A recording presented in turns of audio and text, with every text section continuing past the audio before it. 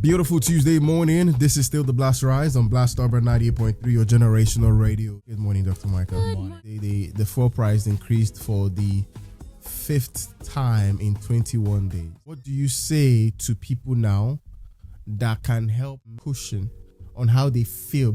What do you say to them now that can help them feel like it's going to be okay? First and foremost, the hike in price will never affect me. So that has to be your mindset. The way to say it, because you don't want to educate your mind about the hike in price. So the better way to make the affirmation is always have the ability to afford anything. The lockdown, a lot of people made money from it. This season, a lot of people are making money on a daily basis. You just have to make a choice. You just have to make a decision. Yes, I understand that you have to talk about it, but except you are talking to your therapist. You should not be verbalizing it. People are internalizing it. This season is going to expose the state of your mind. About finances, about certainty, about the economy, about your life. It's going to really expose a lot of things that you've been hiding, you have repressed. It's going to expose them. That's what this season would do.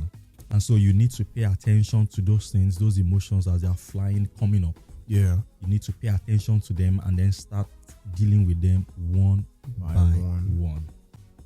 That's what this season, it should allow this season to do. It should not make you to start talking up and down. I will never talk about whatever is happening in the country. I don't know what is happening in the country. Everything that's happening in the country is good. Because I'm aware that my mind is listening to the things that you say. And it's my mind that is going to bring about the money that I need. I'm not being insensitive. Yeah. I'm saying that we need to be very, you need to be very careful of the people you have around you. At this time. Anyway, I say, hey, that is too much. Don't you know what is happening? I will just keep off. Two more questions with regards to this, because one of the things we have to do daily. I saw Tenna was posting on her WhatsApp the story the other day, and she talked about, Tenna? Yeah, Tenna was talking about how she resigned from radio because she could no longer be the bearer of bad news every morning. Oh, wow. So she said on her WhatsApp, I don't know. Is that a recent? Yeah. She resigned from radio. She used to host the breakfast show on her station. Sharing about it. She said one of the reasons she resigned is because she could no longer be the bearer of bad news. Please tell me you remembered me. When you heard that? When I saw that, I remembered you. And then I remember there was an opportunity for a radio host in Lagos. And they reached out to me to help them find someone. And I reached out to a friend that I think is really good. And I told her, they're looking for a presenter. And she said, please find out what belt. Wow. I went back. I said, what belt are you looking for? She said, morning belt. She's like, no. Wow. I was like, why? I was like, I'm not going to be talking politics on the radio. I'm not going to be looking at the newspapers. She intentionally said, you can give me any time. She said, in fact, give me graveyard shift. I don't mind. But you see that morning show, I don't want it. And I was listening to a morning show. I told her about this already. That I listened to a morning show. I just felt like they're boring, And I was like, and I think that how do we, who quote and unquote, are bear the news. Yeah. The announcers of, unfortunately, we are the bearers of the bad news every morning. We have to read the papers, we have to tell the stories. The journalist has to write that story in front of, and it has to be printed on the front of the newspaper. Yeah. We make a lot of jokes about, which is why I'm very intentional about the jokes I make on the show. Very intentional. No, it's how it is delivered, information delivery. Okay. It's about the reporter, the mental health of your reporter. If you give me morning belts and you ask me to deliver news about politics and what is happening, the way I'm going to deliver it will be different from someone who does not have the same state of mental health. True. Because the way I'm going to analyze it will be different, because I'm going to be careful, concerned about my own mental health and the mental health of the other person. And I will also, of course, read out the news, what it is. But the way I will analyze it, the way I will say it. For example, when we're talking about the affirmation hiking price, I will always how did we say it? So that I'll always be able to afford the I'll things always that be able to afford. No, before we arrived at that, the hike is not me. The hike is not going to I'm not affect the hike. me. Yeah, it's not going to affect. So that's one way of saying it. Another way of saying the same thing is I will always afford. I will always afford. Yeah. So what you're giving us two responsibilities now as presenters is that as much as we want to tell them the stories, we can also engineer their mind on how to receive the stories. Yeah, and how to deliver it. How to deliver the story. So the hiking price will not affect me. It's the same thing as I'll be able to afford it. But you are delivering it in a different way, bearing in mind the state of mental health of the listener and yourself. All right. I think I have picked something from that this morning, and I'm going to try that with them tomorrow morning. I hope I remember. I will remember. So you can give me a very example. tough headline news, and then let's Okay. The bombing in Kwara or Okay. in the Niger Bridge. Okay. So, bandits bomb bridge in Niger. 8 people fell dead. 1 killed.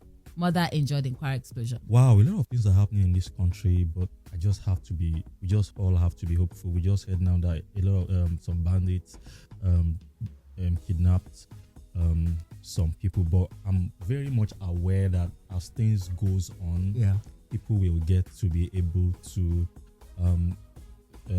make decisions. Our leaders will be able to make decisions in a way that will better the future of the country or something. We can also quickly, once we read that, we can also remove the keywords and then start replacing them with positive keywords. Keywords. Okay. I think one of the things we will have to do, just thinking out loud from what Dr. Michael has said so far now, is that we might need to have. So I have an affirmation I do for money. Money comes to me now. Money comes to me easily. When money comes, it stays. Yeah. That's my affirmation for money. I think we have to find an affirmation for the economy. Yeah. That would say to the listeners in the morning, Okay. before they're reading the papers and after we read the headlines. Yeah.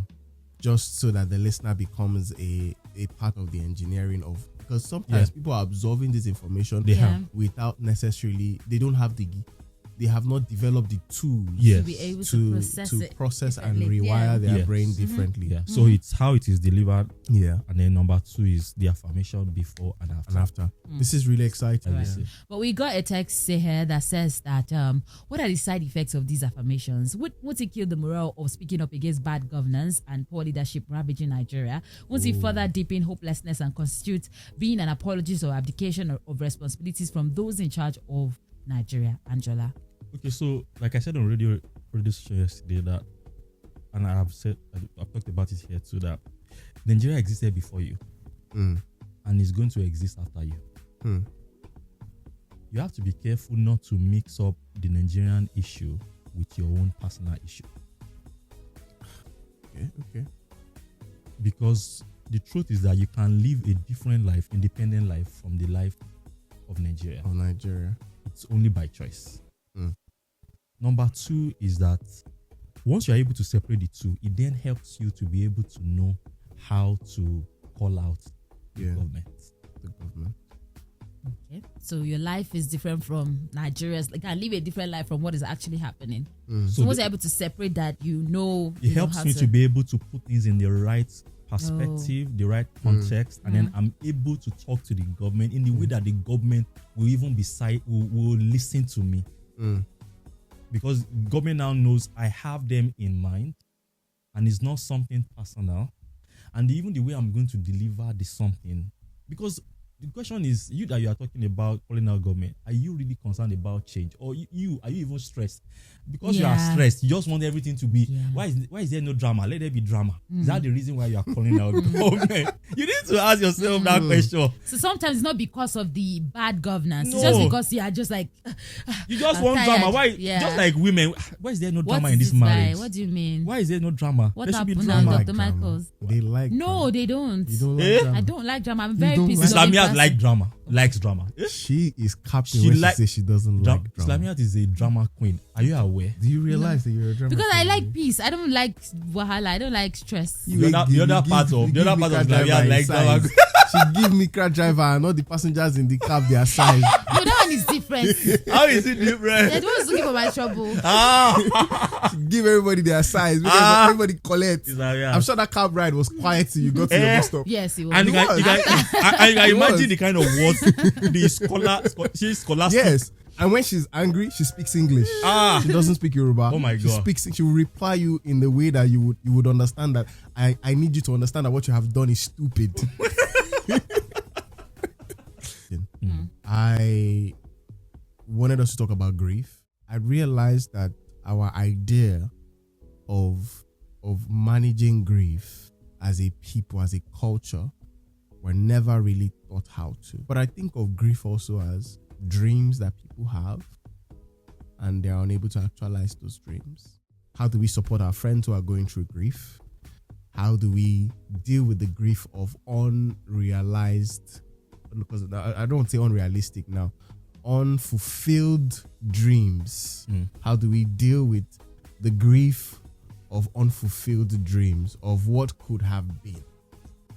The number one thing is the period before the event. By articulating what we want. For example, your parents. You want to start. What kind of thought do you have towards and about your parents? So I'm talking about before daddy becomes 1,000 years. Like from now, what kind of thoughts do you have? What kind of mental thoughts, emotions, and the rest do you have about him? Because you want to make sure he's able to live the kind of life he wants to live. You want to make sure he is happy with his life. Because when the eventual happens, the happiness still continues. And don't forget that the time that each person goes is not under your control, it's under the person's control. In terms of we go back to what the governor said. He talked about his age, and then it was at that particular that he went. Yeah. So if people are happy, they will tend to choose a particular period to go. If people are happy, they will choose a particular period to go. So what you can do now is to make sure that daddy and mommy are happy. So is daddy happy? Is mommy happy? Or do I just feel they will be happy? What kind of happiness do they have? Do they say, oh, my children are my life? That's not the complete picture of happiness. Oof. Actually, it's not. The complete picture of happiness is, why am I here? The three fundamental questions. Who am I? Yeah. Why am I here? And then what am I supposed to do here? Do I have a future? Have my parents, have they asked themselves those questions? My siblings, have they asked themselves those questions? If they have not, whatever is I call happiness in their life may just be excitement. The reason is because when it's now time for them to go, because they've answered those questions, there's every tendency that they would have lived their lives the way they would have loved it to be. And so it will be very easy to manage the grief during that period. Because you know this person lived a true life, the kind of life he wants or she wants to live. So I'm talking about the period before the grief. Yeah. Is very, very important because it determines how the grief period will be. Okay. Then when it now comes to the grief period, what we're going to be talking about is how the happy life the person lived, and how do we manage the absence of that person. And what we'll always have is the happy memories of that person. The memories of what the person has done. And we will always be happy about it. So the question is, the people around us, are we helping them in one way or the other to living a happy life? Are we helping the people around us live a happy life?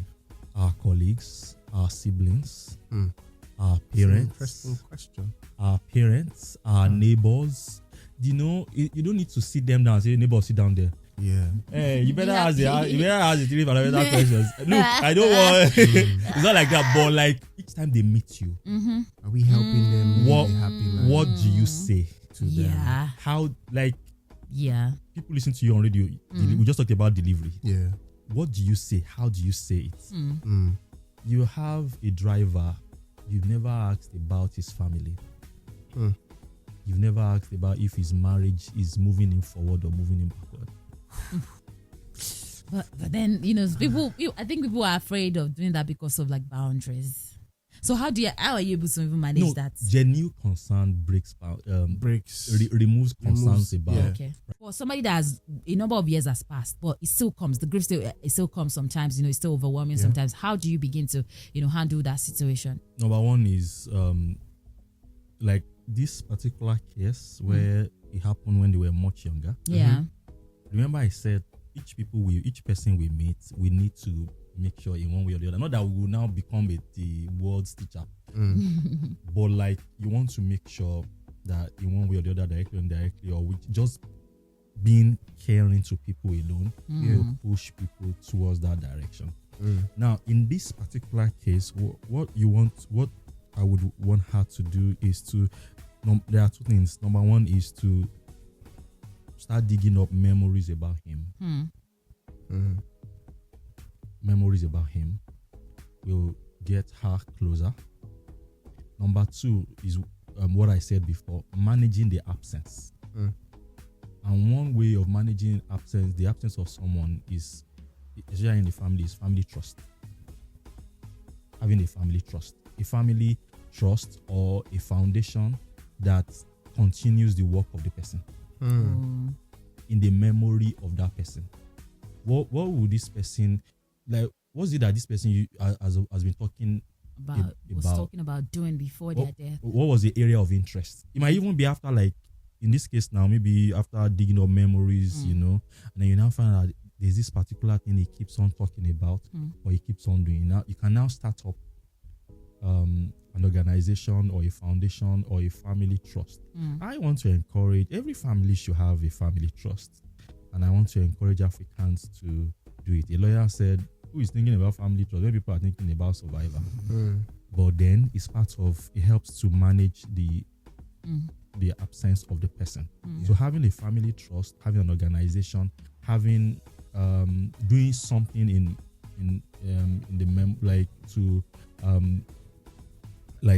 the name of the person will also help, to make the person continue to live on. So that person continues to. So when people do remembrance, I'm not just the ceremony. when they celebrate the person. No, that can be a Life. part of it. Yeah. You can do a Thanksgiving or Yeah. a party. I'm talking because life comes down to projects that we do. Projects, yes. That's There are what we people do. who do like projects in remembrance. In remembrance, like build a mosque, you know, Yeah. give food out to Give people, food. you Yeah. know, that kind of thing. What is it that the person would have loved to has been talking about that he or she wants to do, or what is it that the person has been doing? You want to do something that the person it's not about you really. It's about the person. Do you understand what I'm saying? Yeah. So now, what I hear you saying, what I understand is, if someone has lost a parent at a very young age, it's important that they find people who knew that parent. Yeah. To tell them about the life of that person and the dreams that they had. Yeah. So you cannot lose, because I've heard situations of where, you know, people lose a parent and they don't talk to the families of those people. That situation happens. So for you to fully come into appreciating the memories of that person, you would have to relate with someone. It's like knowing the history of the person through another person's eye. It might be through photo albums, you know, just looking at photo albums. Yeah. It might also be out of all those family members that you cannot talk to, at least there will be one person that can tell you about that person and that you are comfortable with. But you want to do something in the memory of, like, something the person has been doing or talked about doing. Just so that it's like the person still lives on. You know what comes to my mind now? Yeah. the Bible says, "Do this in remembrance of me." You see, can I just shake you? And that is exactly what a lot of Christians do with communion. You understand? They do this in remembrance of me. Break bread and take wine. This person has been talking about, usually just goes out, feeds people, and then the person is no more. You can start up a charity work. You can start up a project, because life is always about projects. It's not just about the celebration. We can all go organize a get together and talk about. Are you going to be talking about it every time, every year? They wanted to give. They shared, they gave. What about there's a, if you like call it grief shame. Because projects live on. They will always remind you. Get together. So we have parties do not really. I'm not saying it's home. but it's not as tangible as project. We have this bird at home that my grandfather's name is like it's like the first person closest to me that would die. So somebody really close to me. So that every time I would go to like the backyard, I would always sit and it would remind me of him. So maybe the thing about having projects. Yeah. But let's talk about when I don't know if there's a thing, but there's the board. What's the board about? It's a chalkboard. So was it a brick. It was not a teacher, but he loved to read, I guess. So what can you do in that? I read. It's not that you just talked about it now. I don't think I've ever seen a post about it. You understand what I'm saying? I talk about it. I talk about the fact that he was a presence in my life. So sorry, we can even start up a school in his name. Oh yeah, no. Okay. That's something. Or a scholarship program. Build a block of classrooms in one of the government schools in his name, in memory of him. Okay, son will get to it. What about the $100 million? I've not get it yet. Now, when I reach that place, I will build it in his name. Don't worry, I'll do it for you. I'm going to say that there's such a thing as maybe grief shaming, where somebody has lost somebody for a while. And there are people telling you that it has passed now, or even while you are grieving somebody that I see it with like parents. When a woman loses her husband or a man loses his wife, there's always that whole thing of, you have to pick yourself back up immediately because of your children. And you see a lot of women had to do that. A lot of men had to do that because they had no choice. They have children and they are not allowed to like really grieve. They're telling you don't do this, don't spend so much time in the grief. They're also telling you that you are also supposed to grieve.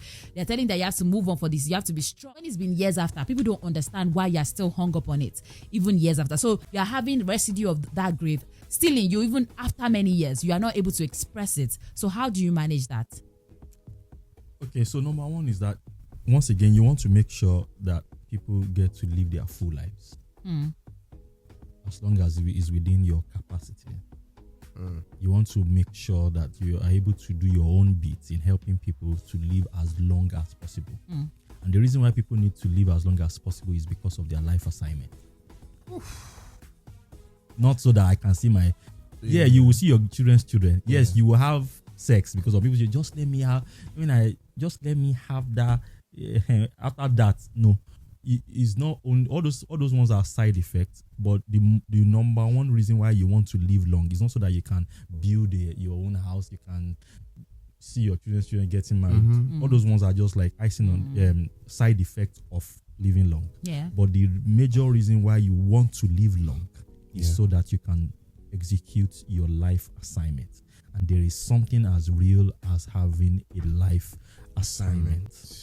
As I want to clear the air on that. And number two is grief shaming. You don't get to tell people how to grieve or how to go about the grief period. You have to allow people have different ways by which they go about it, and you have to be able to allow them to be able to express themselves. If you don't allow them to express themselves now, you are only delaying and postponing. So what about parents? So do parents have to be strong for their children when they lose their partner? There are certain things that happen, and like parents losing their children is one of those like wrongest things that can ever happen. And parents will need to allow parents to take as much time as possible, just like any other person, to be able to grieve, to be able to have that grief, be able to mourn for their children, because the main purpose of mourning is not for the person that is dead, because the person is already gone. is to be able to stabilize your mental health. Mm. That's the major reason. You want to be able to get yourself together. And depending on the capacity of the person, I'm talking about the mental capacity. That's what will determine how long or how short the period is going to be. So if the person has been having issues managing his or her emotions, there's going to take a longer period. If the person has been able to manage their emotions over time, then it might be long, but not too long. Yeah. So the duration gets shorter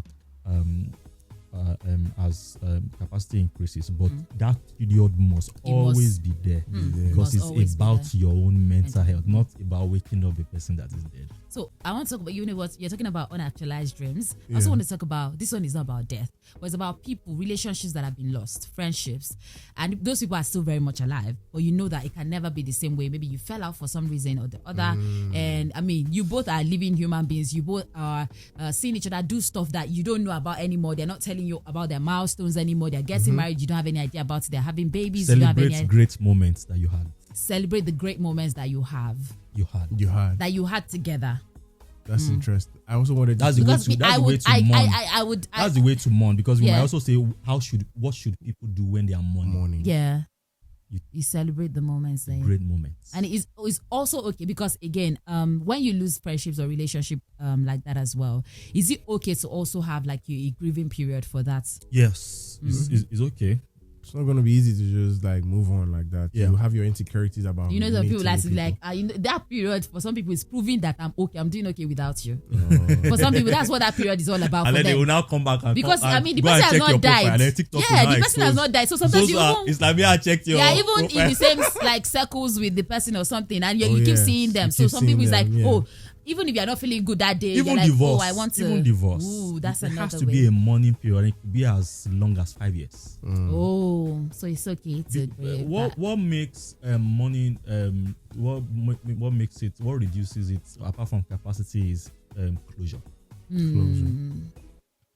This is really interesting. I wanted you to touch on when a parent loses a child. But you mentioned that earlier. Yeah, and especially when, how do they? It shouldn't happen. It shouldn't hapen because that's why we say if. I get it now. If yes, if a parent loses a child or someone who has experienced that, and they can become overly protective or they become nonchalant with the child that is left, or and I've seen videos of where they just didn't bother, they didn't care, and the child alive might feel like they didn't love them enough. How do you speak to that? Number one is that parents should never imagine them losing their child. You should never imagine them losing their child, because everything rises and falls on mental health. You should never at any moment imagine that will ever happen to you, because once you don't imagine it, then it's going to happen. That's how life works. That's how life works. Never, ever. You remember that movie? Hear no evil, see no evil, speak no evil. Yeah, that's number one. And to those who have experienced it, I want to say I'm very, very sorry. Yeah. And it's one thing that nobody ever wants to experience. So you want to have closure. What is closure? An objective assessment of what happened. Not what could have happened, but what happened. Yeah. Not, how I wish I was there. You weren't there. What happened? You were not there. So being able to objectively, and you may not. It's likely you're not going to be able to do it by yourself. So you want to be able to objectively analyze what happened. Yeah.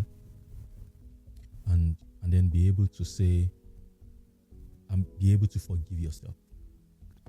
Important. Or forgive anybody involved. Yeah. Not because the person deserves to be forgiven, but because you want to let go and you want to have closure. Dr. Michael, as always, Tuesday mornings are very. They're very.